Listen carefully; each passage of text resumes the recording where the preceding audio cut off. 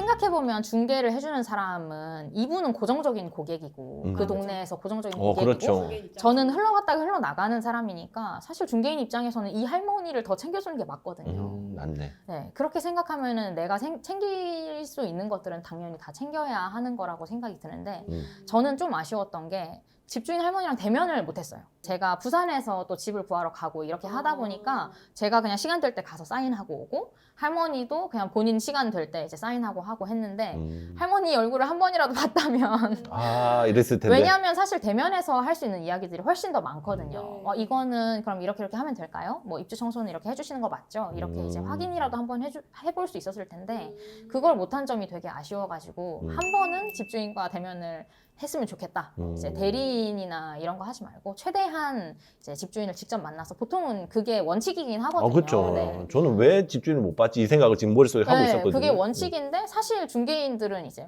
그냥 뭐 그렇게 해도 된다. 뭐 이렇게 까탈스럽게 구시냐. 보증금 이런... 얼마짜린데 그거. 그러니까 그래가지고 이제 그런 걸 하시라는 이야기를 드리고 싶고 요즘은 앱도 되게 많이 잘 돼 나오고 있죠. 이제 예. 부동산은 부동산대로 이제 광고를 하고 있는데 보니까 원룸이나 빌라, 오피스텔 이런 것들은 예를 들어서 교보문고 타워에 몇 층 이렇게 나와 있는 게 아니라 그냥 지도 위에 그림으로 동그랗게 해가지고 매물 5개 이렇게 해놓거든요. 그러니까 이 집이 이 오피스텔인가? 이 건물이 맞나? 이런 게 의심이 될 때가 있어요. 근데 어쨌든 이제 위치로 얼추 확인은 할 수 있으니까 주변의 시세라든지 이제 이게 조금이라도 비싸면 왜 비싼 건지 이런 것들 확인을 해보면 좋겠고 이제 뭐 원래는 60만 원인데 62만 원으로 올려놓고 중개인이 자기가 마치 2만 원 선심 까준다. 써서 영업을 잘해가지고 2만 원 깎아준 것 마냥 이렇게 할 수도 있거든요. 그래서 같은 건물에 다른 매물이 있는지를 확인을 해보셨으면 좋겠다. 이거는 이제 매매나 뭐 전월세 계약이나 다 적용이 되는 건데 녹음은 꼭 해야 되는 것 같습니다. 뭔가 또 계기가 있으셨나? 아까 그거를 할머니, 녹음을 못했어요. 아. 이 새끼야 저 새끼야 하시는 거를 제가 녹음을 못해가지고 어떡하지 이거를 녹음을 못했다 어떡하지 막 이랬는데 다행히 임대인도 요즘은 이제 세입자들도 이상한 세입자 많거든요. 그래가지고 임대인도 녹음을 한 게 있어가지고 그거를 들으면서 다행히 중개인 제 편을 들어줘가지고 이제 정말 할머니가 잘못하신 게 맞더라고요. 이렇게 하면서 이렇게 계약하기가 잘 된 거거든요. 왜냐하면 문제가 안 생기면 문제가 아닌데 생기면 문제되고 그때는 증거가 필요하거든요. 그럴 때는 그렇게 말해가지고 이렇게 말씀하신 거 맞죠? 한번 확인하면서 그렇다 이렇게 이제 답변도 받아놓고 그게 안 되면 문자로만 커뮤니케이션 하는 것도 전 나쁘지 않은 것 같아요. 방법이에요. 네네. 하고 중개인을 끼고 하니까 사실 중개 수수료를 많이 주거든요. 제가 그때 천에 60짜리 이제 계약을 하는데도 거의 중개 수수료가 90만 원에 육박했어요. 56만 원 정도였거든요. 한 달 월세는데. 네. 그래가지고 이제 그렇게 용역을 줬으면은 그리고 그 중개 수수료율을 절감하기 위해서 또 당근마켓을 이용하는 경우도 있다고. 그래요? 네네. 당근마켓에서 제가 월세를 낼 때 이제 당근마켓으로 냈었는데 당근마켓이 이제 아예는 부동산 탭을 열었더라고요. 아 정말요? 네네. 그때까지만 해도 사실 그렇게 활성화되어 있진 않았는데 그냥 직거래 형태로 이제 하는 거였는데 그 당근마켓으로 거래를 하면 좋은 점은 사진을 찍어서 예쁘게 이렇게 볼 수 있고 사실 다른 것보다는 그 당근마켓이 그게 잘 할 수 있는 거인 것 같고 설명도 이제 집주인이 직접 뭐 이런 거 했었습니다 이렇게 이제 홍보도 할 수 있고 광고도 할 수 있거든요. 이제 하루에 노출 뭐 몇 회나 하겠다 이런 것들을 해가지고 광고 집행도 하고 이렇게 하면은 이제 부동산 중개 수수료 없이 직접 계약을 할 수가 있고 사실은 이제 계약서도 전월세 네네 표준 임대 계약서가 있어요. 그래서 그걸로 하면은 큰 문제는 없지만 불안하면은 그냥 중개인을 끼고 잘 이용해라. 대서료만 주면 되잖아요. 네네네네. 그걸 직접 그러면 누군가가 당근에서 구하면은 수수료 없으니까 그렇게 해봐 이렇게 알려주신 분이 계셨어요? 아니면 그냥 스스로 나 중개 수수료 아까운데. 서울에서도 살았었어요. 그러니까 부산에 가기 전에 서울에서 살고 이렇게 하다 보니까 혹시 내가 서울 가면 무슨 집 살지 이런 걸 계속 찾아보고 있었거든요. 당근마켓에서. 그래서 당근마켓에 보니까 이런 것도 있구나 해가지고 한번 해보자 하고 이제 저희 엄마도 당근마켓 좋아하시거든요. 헤비 유저세요. 헤비 유저. 온도 있잖아요. 거래 온도 아주 높으시거든요. 뜨끈뜨끈한 분이시네. 뜨끈뜨끈하셔서 한 70도 하시고 계실걸요. 그래서 이제 엄마도 다행히 거기에 대해서 거부감 없이 이제 찬성해 주시고 해서 당근마켓 통해서 구했죠. 이게 세금은 사실 많은 분들이 어려워하고 그쵸. 세금 때문에 공포심이 들어서 네. 집을 안 사려고 생각하는 사람들도 의외로 또 있거든요, 많죠. 주변에. 네. 근데 세금은 사실 내 상황에 대한 것만 알면 돼서 그걸 다 알 필요도 없고 아, 내가 이 집 살 때는 취득세 얼마고 뭐 보유를 얼마 정도 하면 되고 언제 정도 팔면 돼. 이런 거를 세워두면 되고 두 번째 집도 마찬가지고 이제 이거를 어떻게 하면 될지 공부를 당연히 조금은 해야 되잖아요. 아, 집을 그쵸. 사면서. 기본이죠. 예. 네네. 그래서 이제 그 정도만 알고 들어가도 충분히 세금은 커버가 되는 것 같고 다주택자라고 하기엔 제가 2주택밖에 네. 없지만 이제 3주택제부터는 좀 많이 복잡해지긴 하더라고요. 그리고 이제 저는 지금 두 채 합쳐서 주택 가액이 2억 5천 정도밖에 안 되는 상황이지만 주택 가액도 점점 올라가면 올라갈수록 세금이 뭐 이제 중과가 되는 경우도 있고 하기 때문에 3주택부터는 좀 유의를 해도 되지만 정말 그냥 불인이일 때 첫 집, 뭐 두 번째 집 이 정도 생각할 때는 그렇게까지 걱정하진 않으셔도 될 것 같아요. 집을 사면은 좋은 게 여러 가지 시나리오가 생기거든요. 이 집을 팔고 다음 집으로 갈 수도 있을 것 같고 이 집에 뭐 월세로 전환을 할 수도 있을 것 같고 그래서 제가 실거주 목적으로 사기는 했지만 지금 약간 전세도 뭐 왔다 갔다 하고 이런 상황에서 집을 팔 수도 있을 것 같거든요. 이제 2년은 보유를 하고 네. 뭐 팔 수도 있고 제가 들어가서 살 들어갈 수도 수도 있고 있고. 뭐 그냥 그렇게 시나리오를 세워두고 있는 정도? 아, 네. 그러면 집이 늘어나면 늘어날수록 시나리오 개수도 많아지니까. 그렇죠. 삼- 이렇게 해서 네. 쪼물쪼물 네. 해가지고 또 다음 집 어디로 예, 갈지 생각하고 이렇게 네. 막 하면서. 네, 예, 네. 아. 3주택 하실 생각 있으신가요? 3주택부터는 진짜 조금 어려울 것 같아서 음. 저는 다른 부동산 공부를 좀 하고 있어요. 뭐 지식산업센터라든지 이분 또 요거. 토지라든지 이분. 그런 쪽으로 음. 일단 공부를 해두면 나쁠 거는 전혀 없더라고요. 네.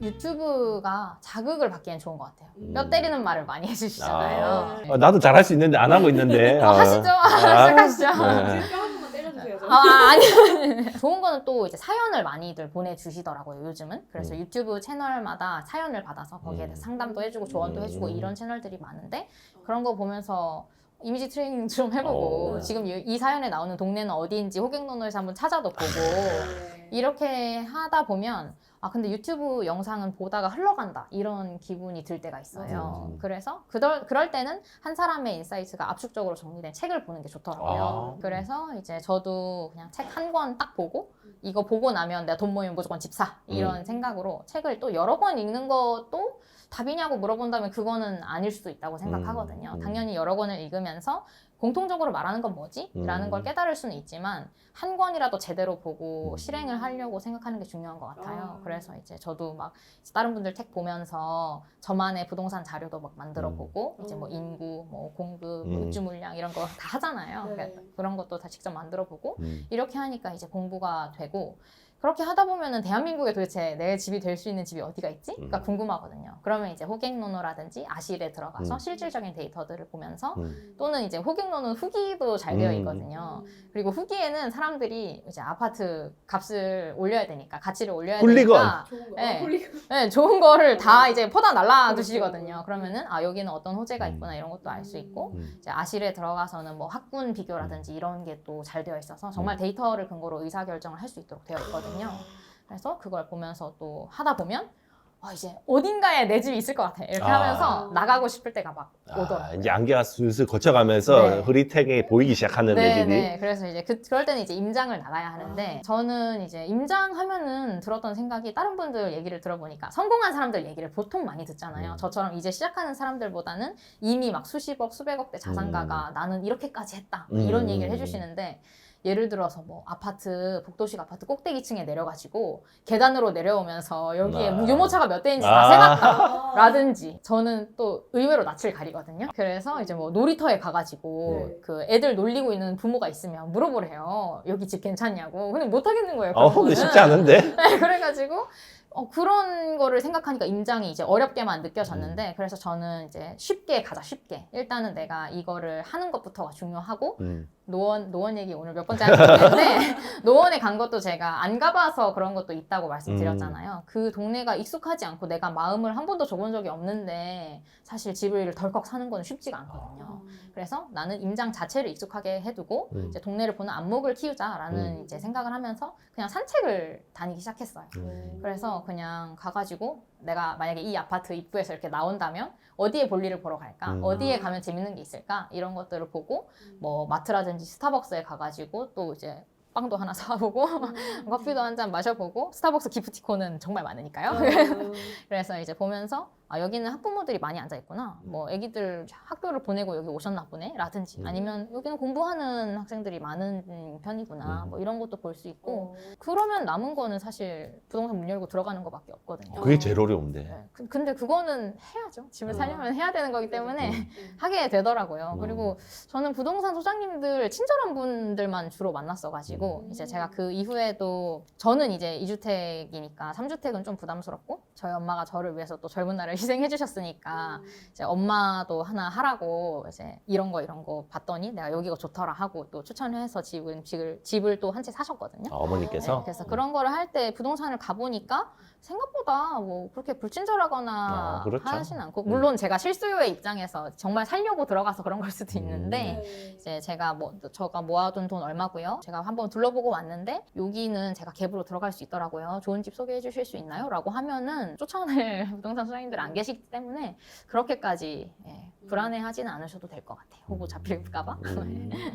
그 사실 이제 요즘 뭐 20대 불인이들 네. 사실 30대, 40대 불인이도 많지만 20대 불인이들이 이 부동산을 문을 열고 들어가는 걸 굉장히 좀 힘들어할 것 같긴 해요. 제 생각에는. 네. 저도 사실 부동산 들어가는 거 별로 안 좋아하거든요. 네. 처음이 네. 힘드니까 네. 그런 거 너무 어려워 말고 한번 들어가 봐라. 네. 근데 뭐 너무 진짜 아무것도 모르는데 가르쳐 주세요 스승님 이거는 아니고 당연히 충분히. 네 어느 정도 공부는 하고 그래도 종잣돈을 어느 정도 이제 모은 상태에서 가면 자신감이 또 있으니까 그 전까지는 그런 거 걱정할 시간에 저축하고 그냥 책 읽으면 되니까 이제 어느 정도 모였을 때 문 열고 들어가시면 그래도 제가 1,000만 원 있는데요. 여기 월세 수익 받으려고요. 이 정도 시작하면은 그 이후로는 또 흘러가지 않을까라는 생각이 듭니다. 그리고 진짜 들어보니까 어마어마한 돈을 막 억 단위로 모으지 않아도 할 수 있는 게 얼마든지 많이 있는 거잖아요. 네, 사직인이시잖아요. 네. 그러니까 할 수 있다는 게 되게 중요한 것 같아요. 저는 이제 주변 사람들한테 얘기를 해주는 게 기준을 3,000만 원이나 2년에서 3년 정도 모을 수 있는 종잣돈으로 조언을 해주곤 하는데 1억이라는 거에 사람들이 상징성이 있어요. 그래서 맞아요. 1억을 모으면 마치 뭔가를 할 수 있을 것처럼 생각을 하지만 만약에 공부를 하지 않는다면 1억을 모아놓고 고개를 들어서 봤더니 집값이 멀어져 있고 난 3억을 모았어야 되는 거였구나 하고 다시 3억을 모을 수도 있거든요. 그게 아니라 정말 내가 한 2, 3년 내로 짧게 모을 수 있는 돈을 모아가지고 그 돈이 부족하면 공부로 채워야죠. 사실은 요즘 영어로 투자하는 법 가르쳐 주시는 분들도 그쵸. 되게 많더라고요. 돈을 모으는 기간이 길어지면 지치잖아요. 그래서 3,000만 원 또는 2, 3년 동안 모을 수 있는 종잣돈 중에 작은 것을 기준으로 해서 내가 뭐 어디 지방에 아파트라도 하나 사보겠다. 이런 가까운 목표를 잡으시는 게 좋은 것 같아요. 우리 또래들 부동산에 관심 없고 경제관념도 조금 떨어지고 그런 우리 MZ 세대들한테 한 말씀 해주시죠. 근데 제가 MZ 세대라서 그럴 수도 있는데 마음이 동하지 않으면 안 하더라고요. 그렇죠. 백날 얘기를 해봐야 안 되죠. 그렇게 했으면 제 주변에 벌써 집을 마련한 사람들이 많았어야 되는데 어떻게 하면 동기가 생길지는 모르겠어요. 근데 이제 저처럼 어쨌든 현재 진행형으로 하고 있는 애도 있구나. 정말 그냥 다 놓아버리지 않고 내가 공부를 하면은 할 수 있는 작은 거라도 해보면 뭔가 하나라도 달라져 있지 않을까라는 믿음? 그 희망이 저는 중요하다고 생각하거든요. 살아가면서.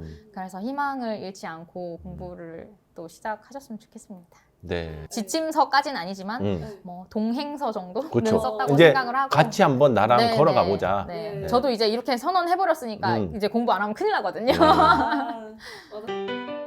책에 되게 그리고 이렇게 이야기가 약간 네. 섞여 있어가지고 네. 에세이처럼 네. 재밌게 읽혔어요. 네. 지리 작가님의 그런 이야기들이 녹아 있잖아요. 네. 그러면서 또 중간중간에 부동산 계약 꿀팁이라던가 이런 게 녹아 있어서 첫 책으로 접하기에 괜찮은 네. 책이에요.